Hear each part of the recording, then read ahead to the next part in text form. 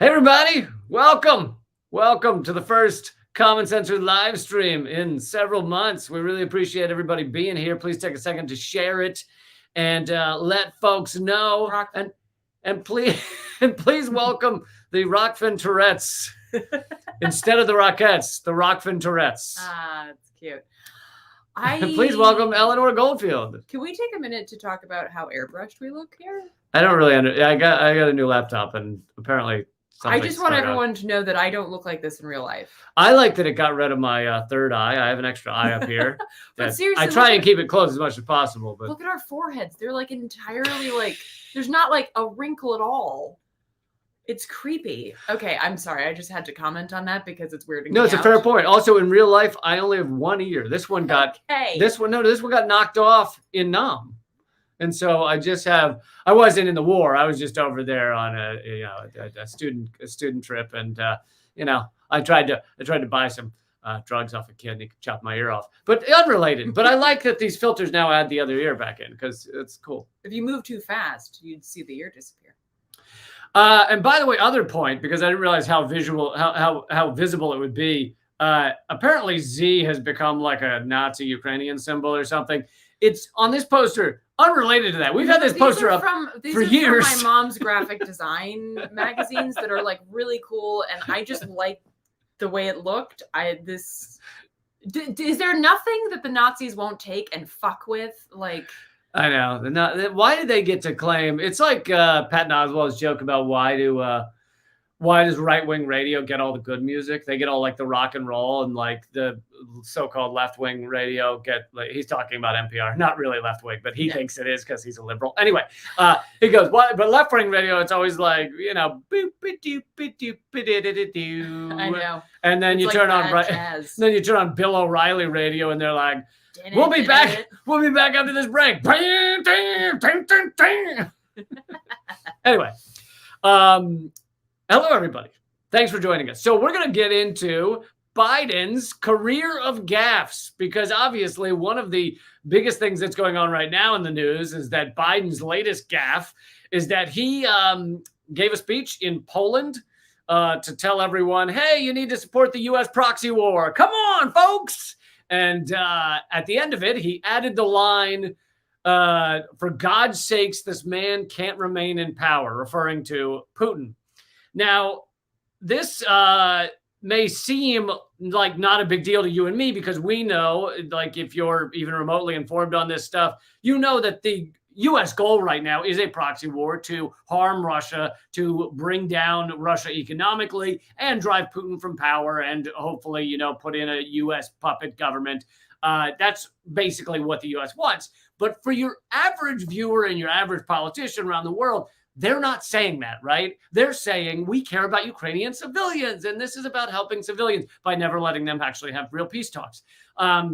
So the fact that he said this is a big fucking deal, and they're backing it off now. And so I want to go through some of the many gaffes that Biden has had over the years.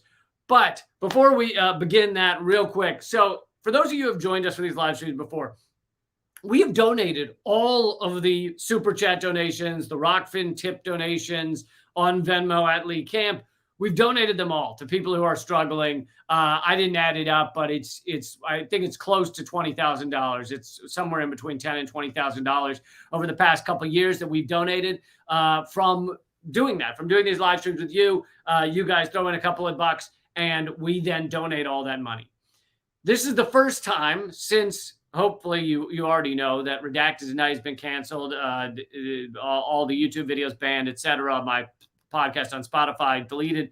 This is the first time that we're actually raising funds for our own thing to try and keep some sort of comedy show going, something like Redacted Tonight. Eleanor has graciously agreed to help me out in that pursuit. So it's patreon.com/LeeCamp. Some of you are already members. I'm hoping, and we'll be watching the number as this live stream goes. It's, by the way, the minimum tier is $5 a month. So that's $1.25 a week. So if you were thinking of donating $1.25, just become a member on Patreon. And I'm going to watch the number as the show goes. And I will promise you that if I were to get to 2,000 subscribers, right now we're at 1837, then there will be a new comedy show of some sort. It'll never look like Redacted Night, but we will have something. Now, you may think, oh, that sounds like a lot. If you've already got 1,800 subscribers, you're doing great. You aren't calculating a lot of costs, which are the cost to put together a show, cost of hiring at least a couple of people to do such a thing, editing, but also the cut that unfortunately Patreon takes. I've tried to use other platforms, but right now the best one I can find is still Patreon to give exclusive content to patrons. So that's what we're doing. So, and also throw in a comment as well if you're if you have just joined Patreon, or if you're already a member, then we'll keep reporting back. And thank you already, Southern Sass, for the donation. But I hope you also will become a member at patreon.com/Lee Camp. So shall we get into the gaffes here? Go for it. I thought I'd start with a video of one of Biden's gaffes. This is him talking. This was a classic. Sometimes his gaffes, he has two kinds of gaffes. One is him saying just something utterly fucking stupid. And then the other ones are him accidentally revealing the truth, not realizing that he's not supposed to reveal the truth. The quiet part loud. The quiet part loud. So this is him giving a talk a few years ago about Syria and about the people that American allies are funding in Syria. Just play the clip. Well, I had to let them know what it was. Oh, okay. Anyway, here we go. What my constant cry was that our biggest problem is our allies. Our allies in the region were our largest problem in Syria. The Turks were great friends, and I have a great relationship with Erdogan, which I've just spent a lot of time with. The Saudis, the Emiratis, etc. What were they doing? They were so determined to take down Assad and essentially have a proxy Sunni-Shia war. What did they do?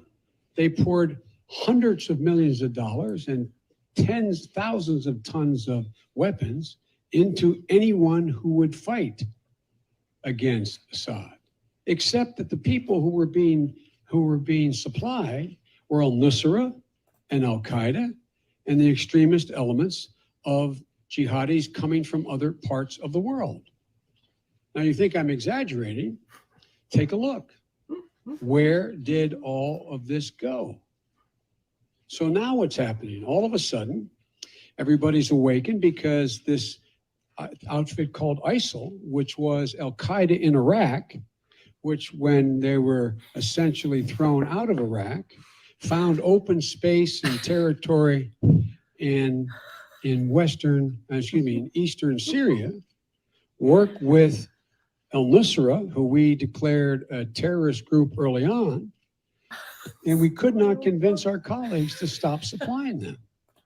Yeah, okay. Can you just tell that he's like desperately trying to like remember what the fuck he's supposed to say, and then he smiles at the crowd just to see if anybody will smile back or if he's gone completely off the rails? I also have another question. Is the person behind doing the signing for the crowd saying exactly what he's saying? Or is she like going off script and being like, what the fuck is this guy talking about? This is fucking insane. Did you hear what he just said? Well, I just wow. but even beyond just all of that, what he's revealing is that yes, the U.S. allies have been funding and arming fucking terrorists because we tell them to, and we are doing it as well. That's the one thing he left out, is America does that as well. But he says U.S. allies. But so, like, funding fucking al-Qaeda, and al-Nusra is an al-Qaeda offshoot. It's like an affiliate, like a chain location of a Boston Chicken, you know? That's what al-Nusra is. So he's saying our allies are funding and arming full-on terrorists, like beheading people in the streets kind of terrorists. And we've been cool with that. And he's just admitted it. This is something the U.S. government's been doing for years. It's been written about extensively by people that actually tell the truth. Max Blumenthal did a great book called Management of Savagery, all about this. And so people on the inside knew this, but it wasn't, you're not supposed to fucking say it if you're vice president or you're running for president or whatever he was at that point. Yeah. And I mean, well, it's great too, because he brags about how he's got like a great relationship with Erdogan, who's a totally oppressive asshole. The leader of Turkey, talks about like, oh, and when we do the Saudis, we have great relationships with them. By the way, like earlier this month, or maybe late in February, in one day, Saudi Arabia beheaded 81 people. That's our friend. And we continue to, of course, support support their war against Yemen, which is, an absolute all-out genocide. How many people have been flying Yemeni flags, by the way, in support of for some odd reason, dying? I haven't seen much of the Yemeni colors on the Facebook and Instagram thumbnails. For some odd, I don't know why that is. Yeah, and like at the top of Amazon, where it says like donate to Ukraine, I never saw it say donate to Yemen. That's weird. Or Somalia, or Libya, or Iraq, or Afghanistan, or no. In fact, Afghanistan is set to have more people die this year alone than in the 20 years that we were at war there because of U.S. economic warfare, aka sanctions. But as we've covered before, calling them sanctions suggests that there's like an international community that's behind it. When in Thank you, Mackenzie. When in reality, there really isn't, because sanctions are technically something that UN Security Council is supposed to agree on, and they don't. And so U.S. sanctions against Afghanistan are set to kill more people this year than the 20-year war did. And that's grotesque, and of course receives absolutely no coverage at all. And, there's been a lot of chatter about this in the past few weeks, but it's because they're not blonde and blue-eyed, and they're not European. And then you have, people like Prince. And they haven't had mainstream media coverage 24/7 wallpapered all over everywhere. Right. And then you have people like, I don't know if it was Prince William or Prince Harry, I don't give a shit, but one of those dick bags. It was Prince Harold said that, it's so this kind of thing doesn't happen in Europe. Were there 2 world wars last century in Europe? And was Europe the breeding ground for the continuous violent colonization of Africa and South America? Or did I misread that or something? So also, did NATO not bomb the living shit out of Kosovo? Was that?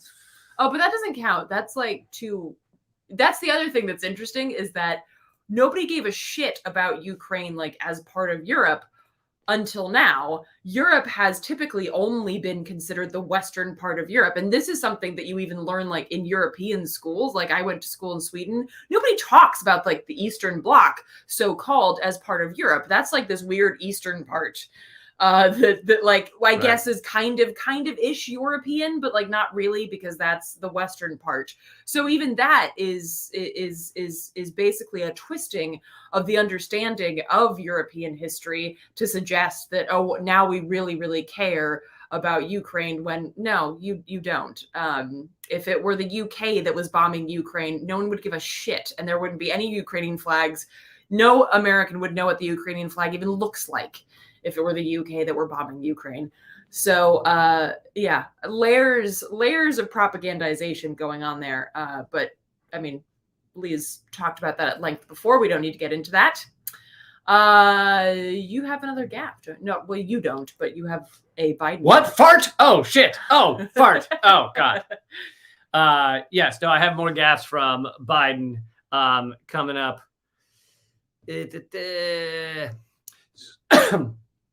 Sorry. By the way, thank you for those of you joining at patreon.com/LeeCamp. As I mentioned in the past, we have given away all of the donations, everything that's come in here, well over $10,000 over the course of 2 years of doing this.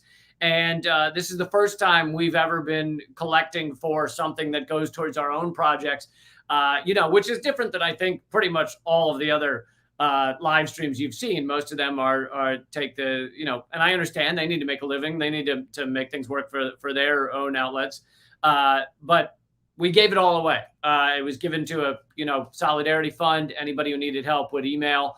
And luckily we were able to help a lot of people. You were able to help a lot of people. But this is the first time where we're asking for you to join at patreon.com/LeeCamp. And you get a lot of exclusive content, all kinds of stuff over there. And if I get to 2,000 members, then there will be some sort of Redacted Tonight style comedy show. I don't know exactly what it'll be yet, but it will happen.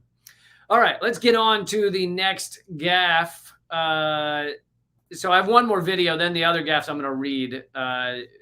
But this is one of the most famous, one of my favorites. And actually, if you Google Joe Biden gaffes, they leave this one out because the mainstream media likes to talk about his lesser gaffes. They don't like to talk about the fact that he admitted to withholding $1 billion of aid from Ukraine in order to, now aid means missiles, quiet part, but aid from Ukraine in order to get a prosecutor fired that was looking into the oil company that his son sat on the board of. But he admitted that in public. So here is Joe Biden talking about that.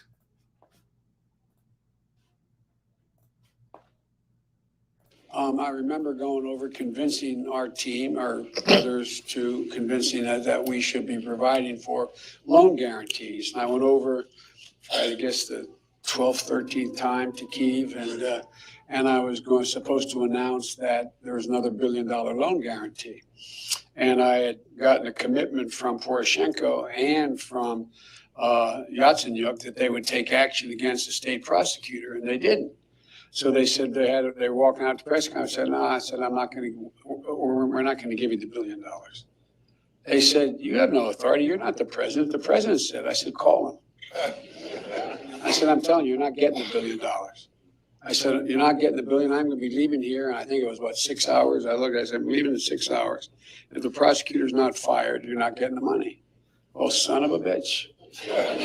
Got fired. And they put in place someone who was solid.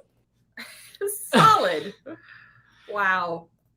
There he is, admitting to like the highest level of corruption, to fucking withholding $1 billion from a country unless they fire a prosecutor looking into an oil company his son sits on the board of. I'd also like to point out that fast forward to today, or a couple of weeks ago, and the Biden administration basically gave $13.6 billion to Ukraine. So yeah, how the times have changed. Now that we're funding Nazis, and the Nazis aren't going after Biden's son for whatever reason, then it's totally chill to give them $13.6 billion. But how many of you are waiting for like a $600 check? Or what was it, $400, yeah. $200, whatever the fuck it was supposed to be, yep. That nobody got. Global pandemic, still no universal health care. But God damn it, we can send $13.6 billion to Nazis in Ukraine. America. Yeah, that's where we have the money for. It took us about 8 minutes to approve the more weapons to Ukraine bill. Oh, but, and a hike in Congress. Their what's it called? Oh, pay. Their salary. Their salary, yeah. Yeah. They voted to give themselves a pay raise and send billions of dollars to Nazis. But just, you know what? They just couldn't find any spare cash for your health care or your minimum wage or housing or food or anything that, you need to survive. They just couldn't find the funds. They've been looking. Just don't know where they are. The couch cushion. All right, guys. Now, it's possible that Patreon takes a few minutes to update, but so far, I believe 2 of you have signed up on Patreon, so y'all can go fuck yourselves. How about that? I mean, in a good way, like having fun. Like, go fuck yourself. No, I understand that. I understand that not everybody can do this, but it would be awesome to get a few more people joining at patreon.com/LeeCamp. And if you are already a member, feel free to mention that in the chat, and I will post it up here. But so we have more gaffes coming. We have more gaffes coming. So I'm trying to talk and read the comments at the same time. But to be clear about the spending as well, I mentioned, the $13.6 billion going to Ukraine. At the same time, Steven Semler, who does a lot of reporting and does great graphs, if you're into the visual aid, does great graphs of spending, in particular military spending. You can find Steven's work over at radndmedia.com. He released a few days ago a graph that shows spending cuts for pandemic funds and then increasing funds for the Pentagon. So, yeah, that's a hilarious little picture there. And yeah, so that's another thing to keep in mind, that not only are we continuing to send aid to Nazis and, of course, the Saudis and Israel and things like that, but our own funding for things that we need to survive here those things are continuously being cut. Hey, Tony, to answer your question, God, you guys are commenting so quick that I can't keep up, but I like that. Keep commenting. Tony, and by the way, share this, hit thumbs up. The thumbs up actually matters, because if it gets a lot of thumbs up, the YouTube will show it to more people. But you're asking how Patreon works in UK. It does work in other countries. Patreon.com/Lee Camp. They just changed the currency to, and sometimes they'll adjust it so it's like £7 or whatever instead of $5. So yeah, it works in other countries. Thank you, San Diego Pete. Yes, for those who don't know, and thank you, Wendy. For those who don't know, my show was canceled. The whole network shut down because of U.S. sanctions. All the Redacted Tonight old videos, which are over 1,000 of them, over 500 episodes, that has all been banned globally on YouTube. If you go to youtube.com/Redacted Tonight right now, you'll get a thing that says banned in your country. And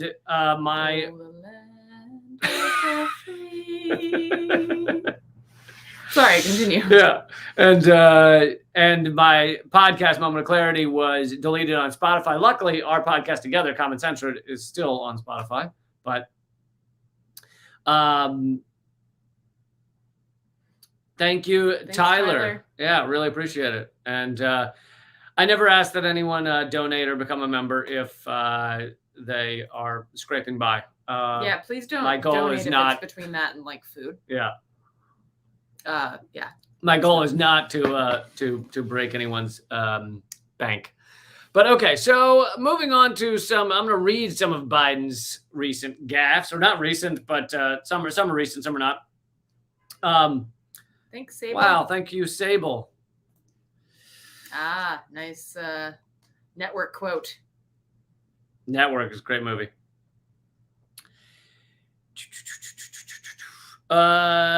So Biden, this isn't a gaffe, but this kind of sets up the rest of this segment.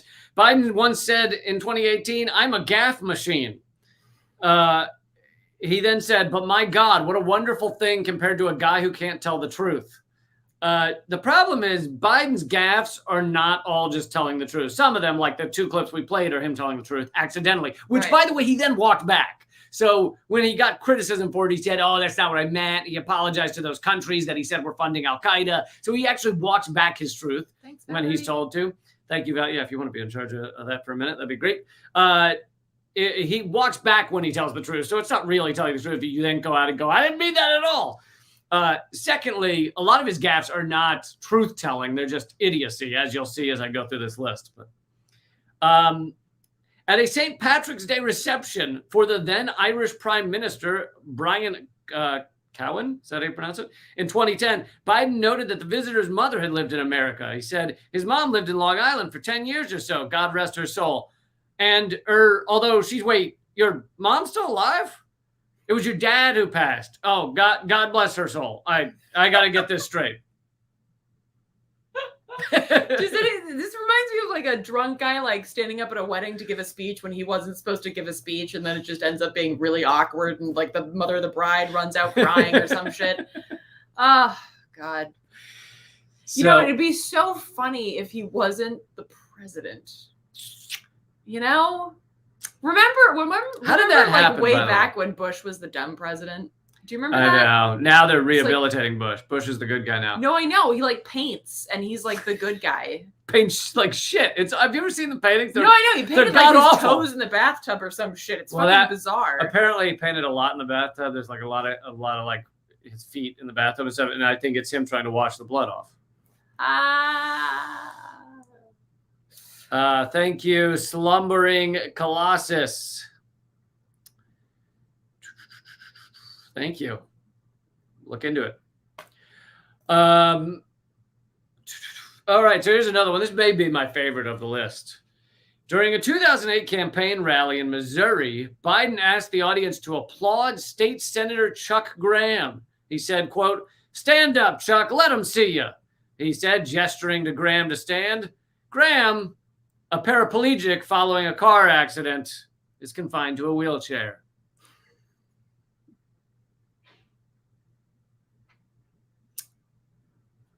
I'm sorry. What the fuck? Yep. Dude. Yep. He's again, it would be so funny if he weren't the fucking president. Oh God. So, thank you. Thank you. Been to 40 countries. Nice. Let's see.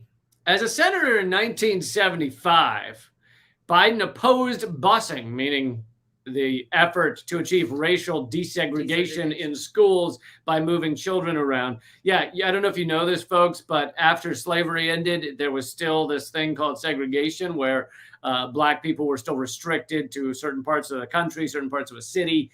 And basically all the resources went to the white areas. It was pretty horrific and still goes on in many ways. But here's what, so the article says white children went to inner city schools and Black children came to schools in the suburbs. Biden argued against that policy. He argued that the policy would undermine Black identity. It was said, he said, quote, "A rejection of the entire Black awareness concept where Black is beautiful. Black culture should be studied, and the cultural awareness of the importance of their own identity, their own individuality." Yeah. Leave them in areas where we cannot fund their schools, not fund their communities, let them kind of be the fucking poor that are churned up by the capitalist system while the white enjoy the spoils of the capitalist exploitative system. And that gives them identity. Yeah, basically Black identity is to be poor and to be unfairly oppressed by the system, to be the majority of people in prison, to be the majority of people that are hounded by the police state, to be the majority of people that can't afford basic needs. Thank you, Zen. That's part of the Black identity, right? Is that not? I feel like I read about that in Black History Month. Yep. I mean, it was completely and utterly racist. There was no way you could argue it wasn't racist. And him trying to say this is like the most pathetic attempt to argue it's not racist. Well, I mean, he authored the crime bill. So, which did what?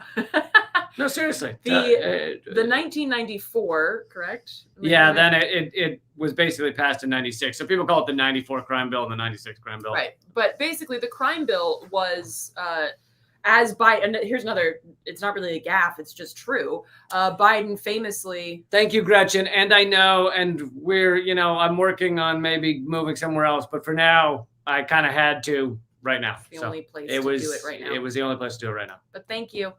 Biden famously said when asked about the crime bill, like what is it all about, Joe? He famously said, "We basically do everything but hang people for jaywalking." That's literally what he said. So basically, the crime bill was created to ensure that more people would go to prison for minor nonviolent offenses. Of course, this is very much part of the drug war. Prison for longer time, some of them for life. Yeah. And things like stealing a sweater could put you in jail for life. Things like the 3-strike rule, where you get, once you're in the system, it's so much more difficult to get out of the system. The third strike, meaning that the third strike puts you into prison for an exorbitant amount of time, as if that would somehow help. And of course, just the idea that prison is somehow rehabilitative, when in fact it's the exact opposite. And it has been pointed out by many people, including the UN, that US prisons are basically torture chambers. And so Biden created a bill that ensured that more and more people, predominantly Black and brown people, and just poor people in general, would be caught up in the prison industrial complex without a way out. Once you're in the system, then there have been so many studies on this. Once you're in the system, it's so hard to get out because, of course, you're marked for life. For instance, people who have been in prison can't rent apartments, they can't get a job, they can't apply for things like food stamps and things like that. So you basically don't have the ability to ever, be rehabilitated, as if that's something that these prisons actually did, which they don't. But then once you get out, it's very difficult to have any semblance of a life in this shithole country. So basically, when you talk about systemic racism, Biden created like a cornerstone of the systemic racism that we are seeing and dealing with today. I don't remember the percentages, but the vast majority of people in prison are Black. And there are more Black men in prison today than were slaves during slavery. So it's really, really important to recognize the long, long career span of Biden's racism. And anybody who tries to say that Biden isn't racist because he has a Black VP or whatever the fuck other bullshit that they're trying to throw out there, or he was the VP for a Black president, fuck you, that's just wrong. And as Margaret Kimberly also pointed out, who's a writer for Black Agenda Report, Black people can be racist too. For instance, Obama, lest we forget, Black Lives Matter started under Obama. So the idea that just because somebody has a Black friend or a Black boss, in the case of Biden and Obama, that they're not racist and they're not perpetuating systemic racism is fucking bullshit. And it's important to recognize that. A long history, a long career of being racist. And in fact, also, he was friends with people like Strom Thurmond. Thank you so much, folks, for signing up for Patreon. We've gotten like 10 new patrons. August signed up at $25 a month. It's pretty incredible. Thank you, August. Very good point, standing alone. That was another, I don't know if you'd call it a gaffe or if that's just like it's a gaffe. It's bizarre claim. Like, no, it's being a fucking idiot. That's a gaffe. That he was, so for those who can't see this, Biden also claimed that he was arrested in South Africa with Nelson Mandela, which... Thank you, Dwayne, for signing up at patreon.com/LeeCamp. Thank you, Dorian. Thank you, Grudy. Thank you, Cordell. Thank you, Chen. Thank you, Steven. Thank you, Valerie. Thank you, Mackenzie. Thank you, Dr. Ahmed. Thank you, Kichi. Thank you, Sue. And thank you, Kiyu. I think I'm pronouncing that right, maybe. You guys are fucking heroes. Really appreciate it. Patreon.com/LeeCamp.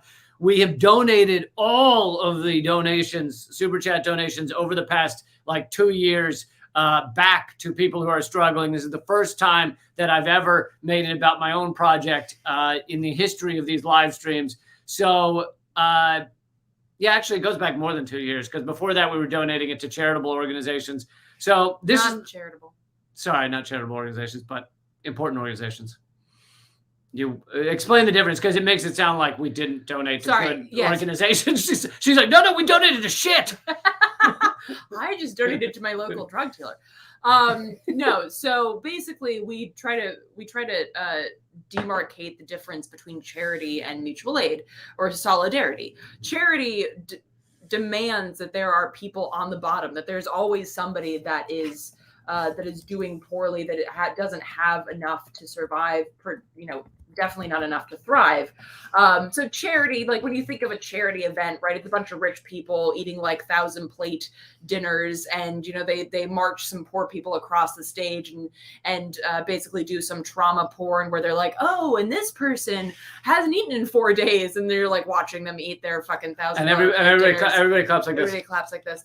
And then they take out their gilded checkbooks and write a check for the equivalent to them of like a nickel, and then they get to go home and pretend that they did something good. That's charity, right? Charity is a necessary release valve in a capitalist system. It basically dictates that capitalism is the best system that we have. And of course, there are going to be poor people. You just have to have poverty. You have to have homelessness. You have to have destitution. That's just how the world works. And the charity industrial complex is a way to let off some of that steam, so that the plebes, us plebes, don't revolt. A release valve. Yes, and solidarity and mutual aid is built on the idea that in fact we are the neighbors, and we are the people helping each other and helping ourselves.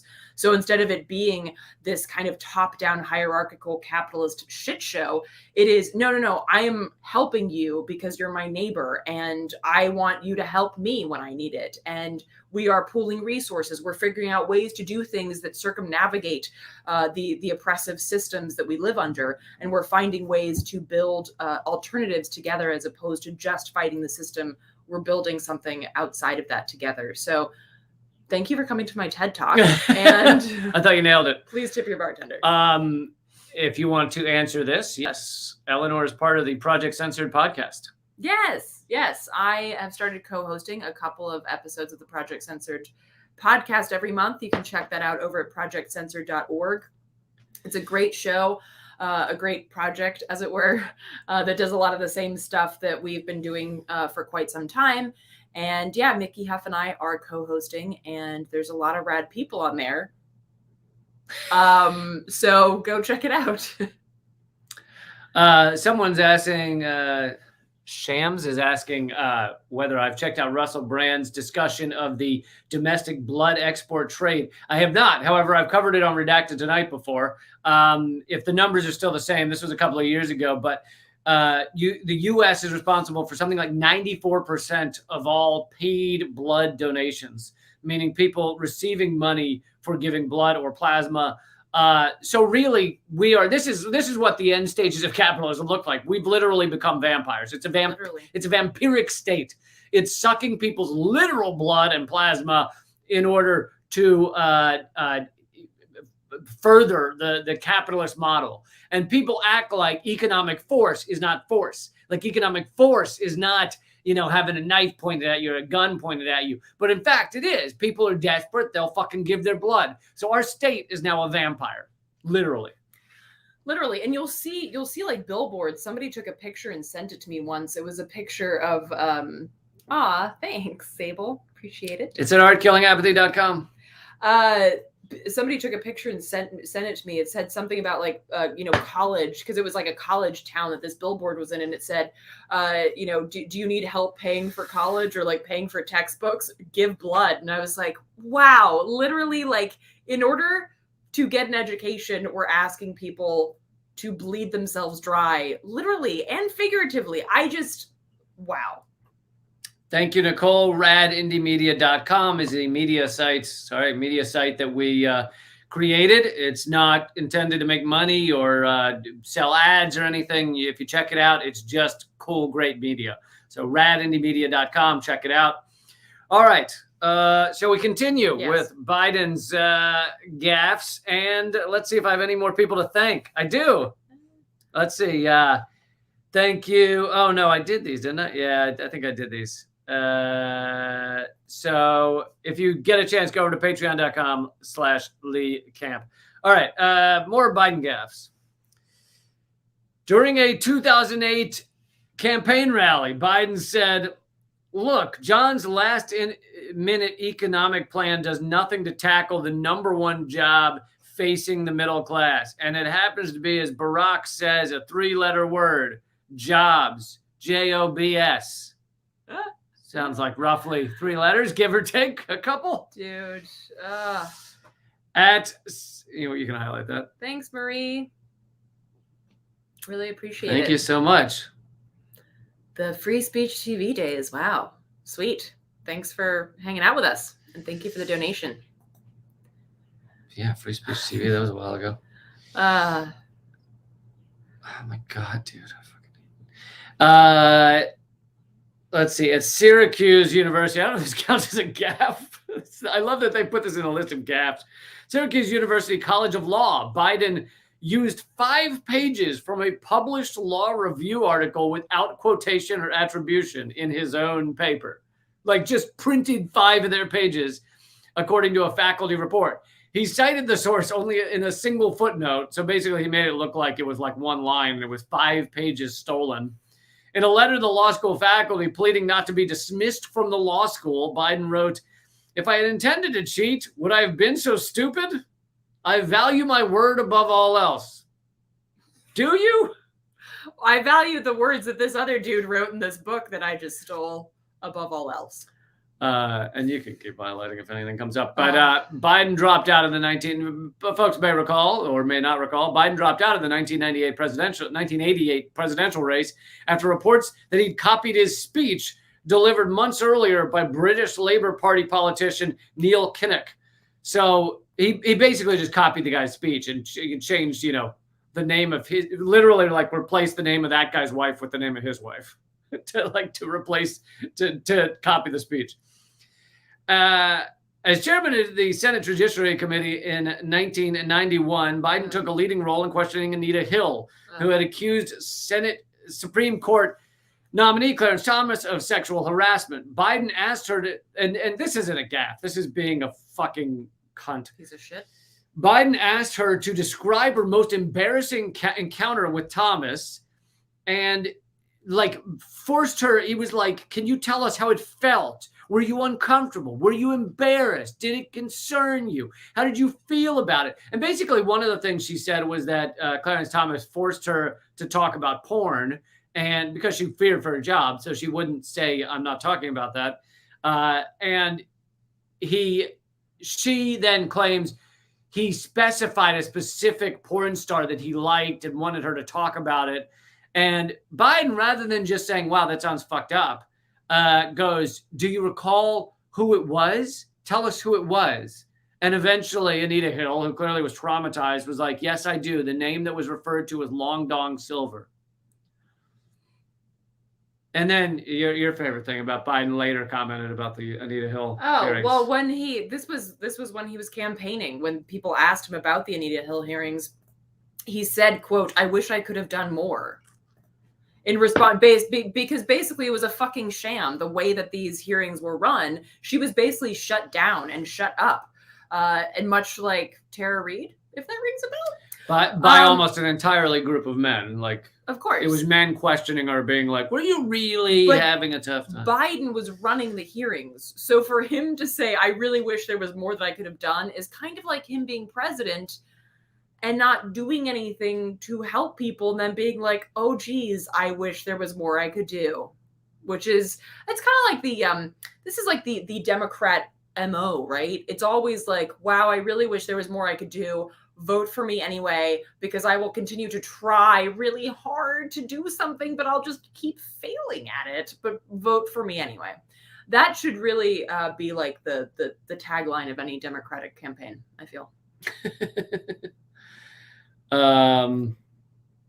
Yes, thank you, Dave. By the way, folks, thanks again for signing up at patreon.com/Lee Camp. Thank you for Lazy. Someone put their name in and Patreon as Lazy Quackhole.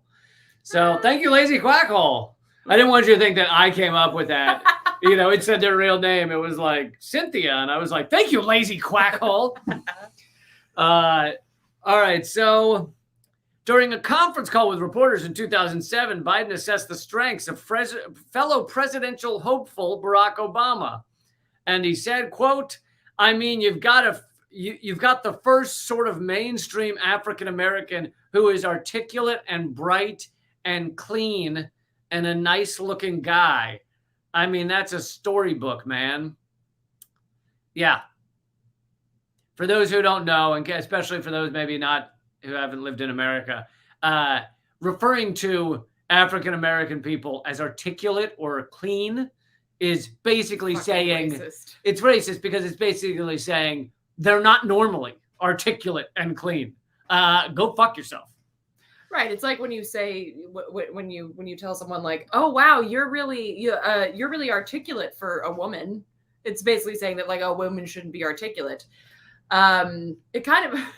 It also reminds me of like when there was a video of McCain, and one woman said like, I'm not going to vote for Obama because he's a Muslim or something. And then McCain goes, no, he's a good man.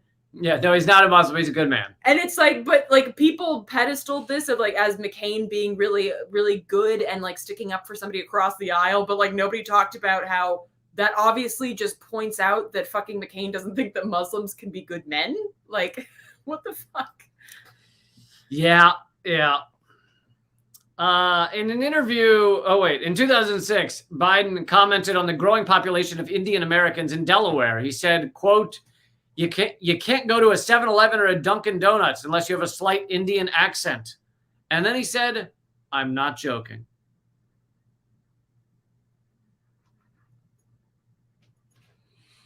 Good guy. Just good guy. Good guy. Good guy. I'm also just trying to picture Biden at 7-Eleven. Like wandering, lost and aimless. No, yeah, looking but for like the 5-year-old hot dogs they have on rotation. But it also seems like something he would do to seem like he's one of the people, like he's getting on his Amtrak train and he's in 7-Eleven looking around. Hey, look at me. Did you ever see that there was a great video of Hillary Clinton visiting like an average person's apartment? It was like a 1-bedroom apartment, but the look on her face when she's going through, it's like just a sheer look of terror. She's like walking through this, and it's not even, it's not like a great apartment. It's like an average American apartment, but she is mortified. She's like, get me the fuck out of this hellhole immediately. Yeah, pretty great. Folks, we are at 1851 patrons at patreon.com/LeeCamp. And as I've said, if we get to 2,000, there will be a Redacted Tonight style show. Like I said, nothing will ever look like Redacted Tonight. I'm not going to be in a big news studio, but I will be able to make such a show. And, I understand that some of you might see that number like 2,000 patrons. You're rolling in money. But once you count the cut that unfortunately Patreon takes, the cut that, you got to pay taxes, of course, and then hiring other people to make the show, it's actually not that much. So, and the lowest tier at patreon.com/LeeCamp is $5. So that's $1.25 a week, $1.25 a week. And I like to make this show happen. Obviously, it's my passion. It's what I did for 8 years with Redacted Tonight. 375 episodes, over 500 if you count Redacted VIP. And until this live stream, all of the donations we've always given away. So this is the first one that's ever been focused on our own projects. Moving on, the next Biden gaffe. In an interview with CBS Evening News, Biden criticized the George W. Bush administration's handling of the financial crisis. He said, when the stock market crashed, Franklin D. Roosevelt got on the television and didn't just talk about, the princes of greed, Biden said, because that's what Bush had said, something about basically princes of greed. But as Fact Check pointed out, Herbert Hoover was president during the 1929 Wall Street crash, and television didn't exist. I'm surprised he didn't say he got on the gramophone. And he got on the DVD, and yeah. No, I'm sorry, I misspoke. I'm surprised he didn't, like, current day say, I was on the gramophone talking to someone. Like, I don't even have his rotary phone number. What is it, 4, 7? What's his phone number? Okay, though, when my mom was growing up in Sweden, like, her phone number legit was, like, 32 or something. And when 32. you lifted the phone, apparently there was a voice on the other line that said, "Which number would you like?" And I'm like, why can't I want to pick up my phone and have someone say that? Which number would you like? Yeah, have like a human there. Anyone. God, how many people do you think just would pick it up and they go, "Hello, who can I connect you with?" And they just want someone to talk to. So they're like, "Hey, how are you?" Oh, that's interesting. You'd think that would happen all the time. Like if there was just a way to pick up the phone and talk to any human being, I feel like people would do it. Or is it just because like now we're so much more splintered as a society? Back in those days, people actually had more of a sense of community than they do today. And so maybe there wasn't a scourge of that happening. Yeah, maybe. Anyway. All right. While promoting a federal government website for the American Recovery and Reinvestment Act, Biden couldn't remember the simple web address, which was recovery.gov. Instead, he referred to it as website number. He said, if you go to a website number, you can find it. Website number, folks. Just type in the website number and you'll be able to check it out. Oh my God. All right, I got one more. I think it's just one more Biden gaffe. Biden faced calls from within his own party to apologize after he came over as all nostalgic about his working relationships in the 70s and 80s with segregationist Democrats in Congress. He named Senator James Eastland of Mississippi and Senator Herman Talmadge of Georgia. He said, I was in a caucus with James Eastland, and he never called me boy. He always called me son, Biden told donors at a New York fundraiser, as if son was a sign of respect instead of boy. And this is a known segregationist that Biden was proud to have worked with. He also gave the eulogy. I don't know if this counts as a gaffe. Gave the eulogy at Strom Thurmond's funeral. Famous segregationist. Famous racist, straight up. Well, yes. But, like major racist. Right. But I'm saying like he was famous for really holding on to the idea of segregation like way past its sell-by date. So there's a list of some of the many of Biden's gaffes over the years. I hope you've enjoyed them because right now what's going on is that he said that Putin should be brought down basically as the head of Russia. And well, there's a few problems with that. If you think a country should have sovereignty, then you shouldn't be telling them who their leader should be. But beyond that, the U.S. is claiming that what we're doing in Ukraine right now, arming and funding Nazis, etc., we're claiming that has nothing to do with Russia except to stop the invasion. So the problem is if we say, no, we're trying to create regime change in Russia, then it's very clear that we're using Ukraine as cannon fodder. Like once you've said that, it's obvious you're using Ukraine as cannon fodder to bring down the regime of Russia. Instead, we should be focused on ending the war in Ukraine by sitting down at a table and fucking coming up with a conclusion that doesn't involve killing thousands of Ukrainians. Well, and I don't know if but we're not doing that. I don't know if any of these are a gaffe, but he also said that he'd be willing to strike first in a nuclear war. The other day, which is basically saying that I'm totally cool with the idea of annihilating the entire world. Yep. And he said that pretty offhandedly, and that's fucking terrifying. Yeah, I mean, they're sociopaths. They're just fucking sociopaths, and that's how you end up in this place. It's a proxy war, and the thing is, you call it a proxy war, and people go, "Oh, you're defending Putin." It's like, no, I'm not. I can be opposed to the invasion. I can be opposed to what Putin's doing. I can be opposed to the bombing. I can say, "Fuck you" for bombing at all. And of course, when you bomb, you're going to kill innocent civilians, whether they're targeting them or not.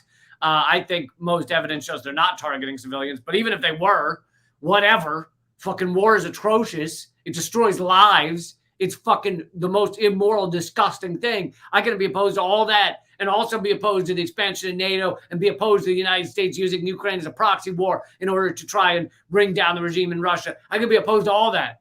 And people go, oh, no, you're supporting Putin. No, you're not. No, you're being rational and truthful. Well, and I mean, you've talked about this on previous live streams and whatnot, but when people really push this whole we have to stand up for Ukraine shit, you're pushing for more war. And you're actually pushing to ensure that more Ukrainians die. Because the longer that this goes on, the longer that the U.S. Basically nullifies peace talks, more people will die. So quit it with this, like, we have to fucking, we have to continue with this animosity against Russia for the sake of Ukraine. No, you're not. This is not a schoolyard where you're standing up against the big bad bully or on behalf of like the little kid who can't fight for himself. Like, this is perpetuating war on a nuclear level.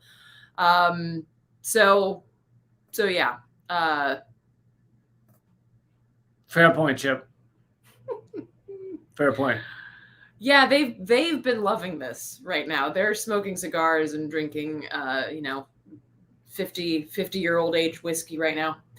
The weapons manufacturers, So I think we're gonna do. We'll hit on one more topic, but it'd be great to get a few more people to sign up at patreon.com/LeeCamp. Oh, well, I did. This is not a Biden gaffe, but this is No. We're done with the gaffes. I was gonna say no, one I more know, topic. but this is a gaffe, and a darling of the Democrats, Madeleine Albright, who recently died last week. And I just like to say, if I find out where they buried her, I will be dancing on her grave. And infamously, Why is that? What's your problem with Madeleine Albright? I mean, I have a lot of problems. Oh, you know what it is? You don't like women in power. That's No, what I it is. don't. You're anti-women. Anti-women. Yes, I am. She was being interviewed on 60 Minutes, and the interviewer, Leslie Stahl, asked her. It basically said that, the sanctions have killed roughly 500,000 Iraqi children. Do you feel this is worth it? And Madeleine Albright said, yes, I do. She, not even, she didn't hesitate. She wasn't like, no, it wasn't worth it, but we had to do it. She said it's a tough decision, but yes, I do. But it was worth it. Yes, I do. It was worth it. Killing 500,000 babies. 500,000 Iraqi children. And this is also an important point to highlight with regards to sanctions, because as I mentioned earlier, there are sanctions against Afghanistan that experts point out will likely kill more people in Afghanistan than the war did, and of course we're levying sanctions against Russia as if that's going to do anything to the Russian people in power, because sanctions never do. And actually, the Sanctions Kill website, which is a great it's a great site for those who want to learn more about the issue of sanctions, released a report late last year about the horrors of sanctions. And just really highlight, one of the main points that they highlight is that civilians, and in particular those civilians who are poor and have less access to the necessary means of surviving under normal conditions, will suffer the greatest under U.S. sanctions. And so sanctions, the idea that sanctions would actually affect the ruling elite that you're supposedly going after to try and, change policy is fucking absurd. You are going after the most vulnerable in a society. And this is what sanctions are meant to do. And, there have been reports. They don't hurt the elite. There have been so many reports. A few years ago, there was a report on how many had died in Venezuela due to sanctions. The conservative estimate was 40,000 over the course of 2 or 3 years, I believe. 40,000 people because of sanctions. Because, when you live in a global capitalist system, you need fucking money in order to buy basic goods and services. And when the U.S., which basically has the ability to levy those sanctions because the dollar is a reserve currency, you basically have a system where you are ensuring that people cannot get those basic goods and services. And as has been pointed out in the case of Iran and Cuba and Venezuela, people aren't being moved to topple their governments. You're not getting the U.S. is not getting what they want out of it, right? The people in these countries are far more wise to what's going on. They know that shit is bad because of sanctions. And actually, when I spoke to an Iranian woman about this a few years ago on my show, she said that actually, ironically, what the sanctions against Iran have done is actually make more people turn away from criticizing the government, because we all have this feeling like, hey, we got to band together and fight U.S. imperialism. So let's save the critique of our own government for later, because we have this beast of U.S. imperialism that we've got to fight. So it really has the flip effect in a lot of ways, because people feel that they're uniting against a singular threat, which is U.S. imperialism. And so you have an even less chance of people uniting against their own government, and a better chance of, the U.S. continuing to be considered a great global threat. And, the U.S. empire will fall eventually. And I think this kind of circles back to a nice little way to wrap up this topic, is that our job as children of empire, and if you're not watching this in the US, if you don't live here, if you don't consider yourself a child of empire, so to speak, but our job as those who are children of empire is to go against that empire. Our job is not to say whether we think Maduro should be in power or whether we think a Castro should be. It is none of your fucking business. Our job is to stop US imperialism, and that is where we have to focus our energy. And I can't remember who I was talking to about this, but they put it very beautifully. They said that we have the obligation, but we also have the opportunity to topple the largest empire that the world has ever seen. And that is fucking powerful. We have that obligation. That can feel heavy, but think of it as an opportunity. I sound like a fucking motivational speaker right now, but I'm just excited to see you guys again. But this shit is so important. We have this opportunity. Holy fuck. No one has ever had this opportunity before to topple the largest empire that the world's ever seen. That is fucking powerful. And that is something that can unite us across these fake divisions, and really not only give us the opportunity to topple this empire, but to build something beautiful in its space, to build something that's based on justice and actual freedom and liberty, not the fake shit that they peddled to you in history class, but like actual real justice and freedom and liberty. And that is fucking cool. And that's something that fucking gets me out of bed every morning. Well done. Thank you. I like it. Is there a way to sign up to your cult? I like this. That sounds great. I don't do cults. I know. We just do, Saturday evening orgies and chocolate making classes. Really? It's just like a Facebook event, or how do I find out about that? You got someone running 20 miles. Sweet. Although that sounds exhausting. I tap out at like 3 miles. Then I stop for a snack. So we're getting close to the end here. I think we're gonna do one more topic. You got one, right? This is the end. But I'd love to get a few more people to sign up at patreon.com/Lee Camp. As many of you already know, my TV show of 8 years, Redacted Tonight, which I wrote and researched myself. Well, all the words I said on that show, canceled. The network closed because of U.S. sanctions, because you can't be anti-war in this country. All of the back videos, everything we ever did, banned on YouTube, over 1,000 videos. And my podcast, Moment of Clarity, deleted off Spotify, all within the span of a few days, because you can't be anti-war right now. You can't be anti-empire. They are doing everything they can to try and stop this. Luckily, I still have a much smaller YouTube channel, which is what some of you are watching this on right now. I have a shadow banned Facebook page, which is what some of you others are watching on this now, or watching this now.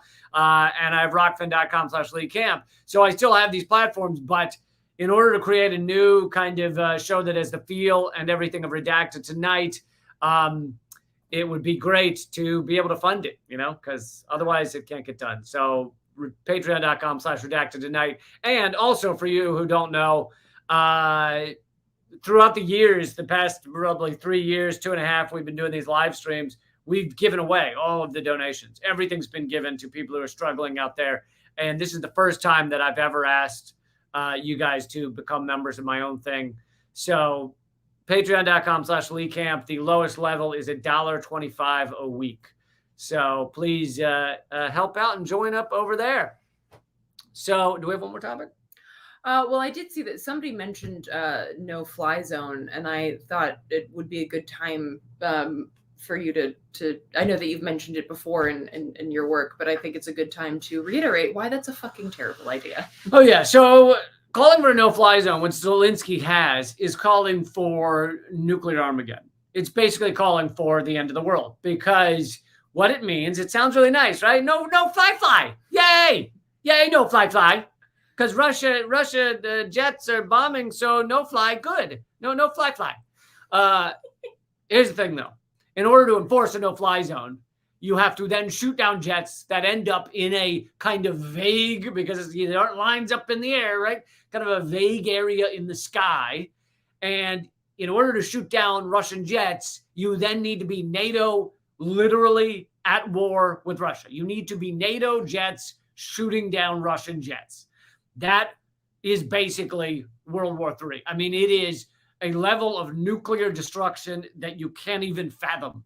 And guess what? It's not just the targets of the fucking nuclear bombs that end up having their lives destroyed. A nuclear fallout will ripple across the country. The economy's in. If there were to be a nuclear winter, all the crops die. Like, it's honestly, you cannot imagine what the fallout, literally, of this could be.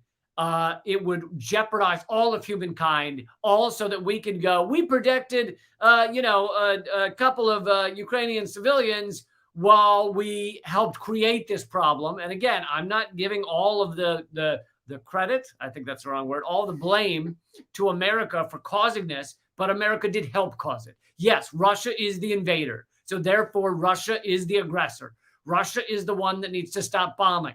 However, also, you need to understand that Russia has said over years that if you keep expanding NATO, it is a red line for us. We will not put up with it, and we will go to war over it. Because remember the Cuban Missile Crisis? What was the reasoning behind that? Russia had missiles off the U.S. coast. And yes, they were nuclear missiles, but something tells me if they had non-nuclear missiles in Mexico pointed at the United States, how well do you think we'd take it? How do you think we'd turn Mexico into a fucking parking lot? Because I do. Well, and speaking of Mexico, the President AMLO pointed out that he said, quote, and I'm getting this from radndmedia.com, and one of the content creators that we feature there, Multipolarista, started by journalist Ben Norton, who's fucking rad. So AMLO, the president of Mexico, said, quote, Mexico is not a colony, criticizing the U.S. claim that Mexico hosts Russian spies. Basically suggesting that like Mexico should be loyal to the U.S. and so should get rid of Russian spies, as if there's like a scourge of Russian spies all like on, hiding in the Rio Grande or some shit. So basically, he said, Mexico is not a colony of any foreign country. Mexico is a free, independent, sovereign country. And I just like, it also just speaks to this continued perception of Mexico, and in fact, thanks to the Monroe Doctrine, all of Latin America and South America as U.S. colonies, as our backyard, and the U.S. is to do with and do against whatever the fuck it feels like in terms of foreign policy. So this is, yet again another moment where and people listening.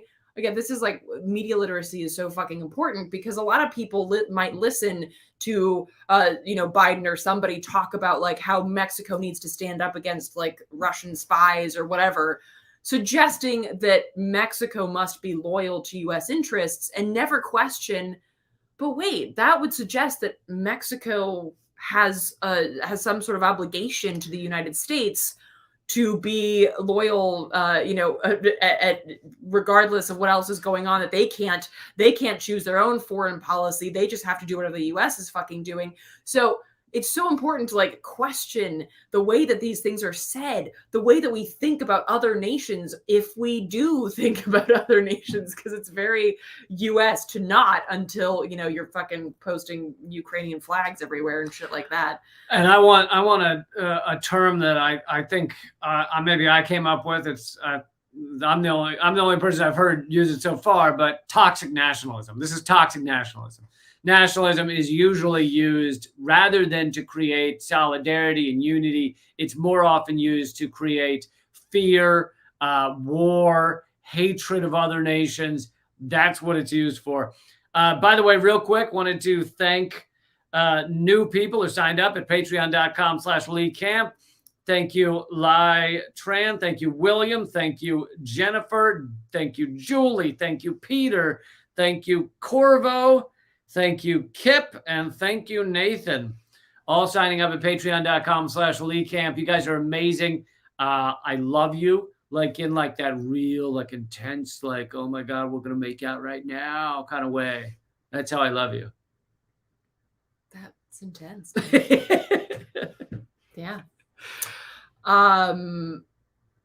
Just to be clear, that's not one of the Patreon perks. I could make it one. Dude. Okay. So to wrap up in these last 5 minutes, did you want to just in general? I'll be honest, I haven't been reading a lot about the Supreme Court nominee, but just in general, do you want to talk about our view of the Supreme Court? So I covered Big this. Big fan or no? I covered this. I give it 3.5 stars. I don't remember how whenever the fuck RBG died. It feels like 100 years ago and yesterday. I don't know. So I covered this because there's so much about the Supreme Court that just gets bandied about. Like it's a reason why you have to vote for Democrats, and it's a reason why we just have to fall in line and all this shit. The Supreme Court, Venmo at Lee Camp.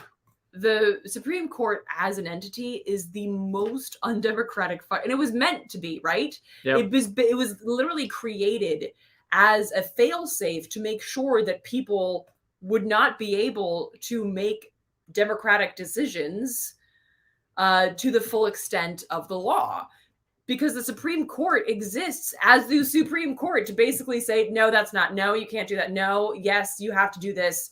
That's and to have an elite group of the elites that could trump everything else. We have no say in who is elected to the Supreme Court, which, by the way, is not elected.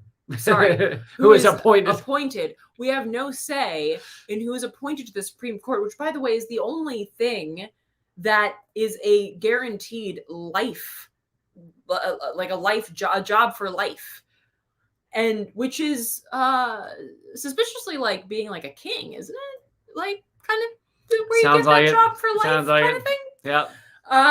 So it's a job for life. We have no say in who is nominated or who is appointed. So it's not like you even get a comment box where you can put in the people that you'd like to be nominated. You have fucking no say whatsoever. And these are the people that are in charge of the highest law of the nation. And the Supreme Court has historically been very conservative because that's their job. And so and I think it's important to highlight, like people are talking about like, oh, there's, it's going to be a Black woman on the Supreme Court. This is so monumental. No, it's not. It's not monumental in the same way that Hillary Clinton wouldn't have been monumental as the first female president, that Kamala Harris is not monumental being the first vice president that's female and a woman of color. It's not fucking monumental at all, because these people are representatives of the fucking system. They are representatives of your oppression. They are the architects of your oppression. Just because they come in different sizes and shapes and colors doesn't fucking mean that they're any better than the jackass white guys that created this mess. Like, they are emulating those jackass white guys. That's why they were up for it in the first place. Oftentimes doing a better job of it because they are desperate to move ahead in this really, really fucked up system. So no, it is not a positive that we are going to have a Black female Supreme Court justice. It is a fucking travesty against justice that we have a Supreme Court at all. So, yeah. There you go. That's a good summary of the Supreme Court. It is the ruling elite that pick people for life, as you said, that already fit into the ruling elite's view of what should be in this country. So if you, as a judge, but not in the Supreme Court yet, so lower level judge, appellate judge, etc., if you are not doing exactly what the ruling elites want, then you would never be on that list, Democrat or Republican, to be in the Supreme Court. So the Supreme Court, by definition, is a group of judges that were already doing exactly what corporate America wanted. Yes, they have some differences, just like Democrats and Republicans have these slight little differences, but it's not much. They all have signed on for full-on corporate capitalist America. The exploitation of most Americans, they're cool with. So they've already signed on for a justice system, quote unquote, that is not just at all. And that is how they even get on that list of possible Supreme Court nominees. So I don't need to look up what this latest nominee stands for in order to know that's the case. Yeah. I'm lacking a good tagline to wrap this up in a bow. You could just yell, what?